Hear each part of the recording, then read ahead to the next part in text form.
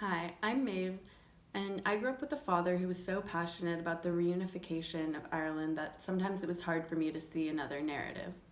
I'd grown up believing that the IRA was doing more good than harm and that the British was entirely wrong.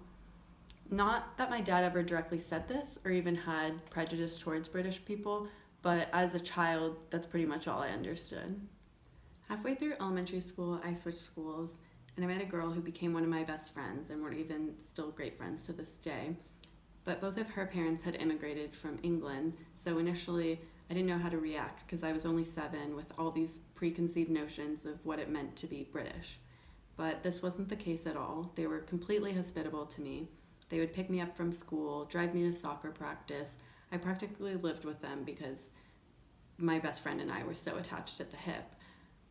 I would go on trips with her family, she would come on trips with mine, and seeing my dad interact with my best friend made me realize that the hatred between the British and the Irish wasn't a personal one, but a societal and political issue, and that if people got to know each other, maybe they wouldn't feel this way.